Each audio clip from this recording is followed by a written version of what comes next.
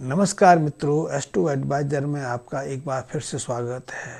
लाल किताब ज्योतिष में केतु को बहुत महत्व दिया गया है। केतु को पुत्र का कारक माना गया है और लाल किताब कहती है कि जिन जातों की जन्म कुंडली में केतु शुभ अच्छे प्रभाव में रहते हैं, ऐसे को संतान सुख सहजता से प्राप्त होता है। ऐसे लोगों की संतान भी सुखी रहती है। केतु यदि जन्म कुंडली में शुभ हैं तो ऐसे जातकों को सहजता से राजनीति में प्रवेश मिलता है, राजनीति में सफलता भी प्राप्त हो जाती है, मंत्री पद भी प्राप्त हो जाता है, वाहन सुख भी सहजता से प्राप्त हो जाता है। लेकिन जब जन्म कुंडली में राहु अशुभ बन के बैठ जाए, खराब बन के बैठ जाए, तो ऐसे जातकों को संतान तरफ से बहुत तरह की पीड़ाएं रहती हैं, बहुत तरह की परेशानियां भी रहती हैं। राजनीति में सहजता से प्रवेश नहीं मिल जाता, या राजनीति में चले जाएं तो वहाँ कई तरह की परेशानियों का सामना करना पड़ता है, कई तरह के विरोध और प्रतिशोध का मुकाबला करना पड़ता है।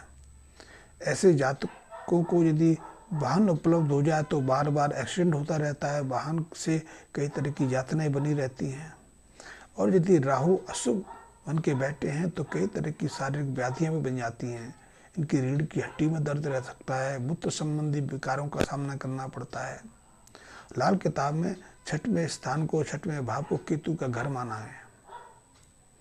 इनकी छठवें स्थान पर केतु का प्रभाव रहता है और ऐसे में यदि राहु के छठवें घर में राहु के शत्रु ग्रह आ जाएं, राहु के शत्रु ग्रह हैं मंगल और बुध, मंगल और चंद्र।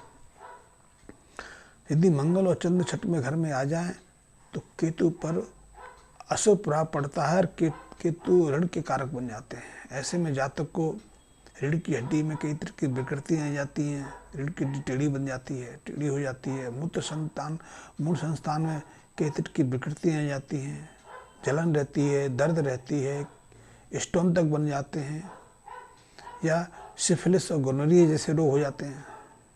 डायबिटीज का कारक भी केतु को माना गया है। उनमें नपुंसकता की ऐसी स्थिति बन जाती है। मूत्र संतान की कई तरह की विकृतियों को केतु के साथ संबंध स्थापित किया गया है।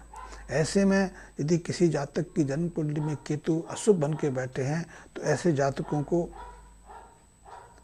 अपने घर परिवार में जितने सदस्य हैं, जितने मेंबर हैं, उन सब मेंबरों से एक समान मात्रा में धन एकत्रित करके उस धन से मीठी रोटियां बनवा के जो तंदूर से बनाई गई हों, जिन्हें लोहे के तवे पर ना सिका गया हो, उन रोटियों को एक दिन में 100 कुत्तों को खिलाना चाहिए। यदि वो 100 कुत्तों को वो रोटियां खिलाएंगे तो उस केतु के ऋण से बाहर आ जाएंगे और केतु की जितनी भी अशुभता हैं, केतु के जितने भी अशुभ ये प्रभाव हैं, वो उनके जीवन से निकल जाएंगे। इसलिए यदि उन्हें जनन मूत्र संतान संबंधी कोई विकृति है, मूत्र संतान में मूत्र संबंधी कोई व्याधि है, मूत्र आता नहीं, मूत्र रुक जाता है, या मूत्र में जलन होती है, पथरी बन गई है, या पुरुष ग्रंथि में बड़ी हो गई है, या स्त्रियों में बार बार योनि का संक्रमण होता रहता है, श्वेत प्रदर की शिकायत रहती है, तो इस उपाय को करने मात्र से उनको ऐसी बीमारियों से बाहर आने में मदद मिल जाती है। ऐसे जातक जो पुत्र को लेकर परेशानी महसूस करते हैं, इनकी रीढ़ की हड्डी में दर्द रहती है, दर्द के कारण उनका जीना दूभर हो जाता है, वो अपनी कमर को सीधा नहीं रख पाते हैं, उनकी कमर टेढ़ी होती जा रही है, वो कुबड़े होते जा रहे हैं, तो राहु केतु के इस उपाय को करने मात्र से उन्हें कई तरह की सहूलियतें, कई तरह की उनको अनुकूलताएं मिलती हैं। क्योंकि कई बार ऐसा होता है कि केतु की इस अशुभता के कारण यदि उनकी रीढ़ की हड्डी में दर्द है, रीढ़ टेढ़ी होती जा रही है, या मूत्र संतान में कोई व्याधि है, तो वो इलाज भी कराते हैं, कई दवाइयों का प्रयोग भी करते हैं, लेकिन उनकी दवाएं काम नहीं करती।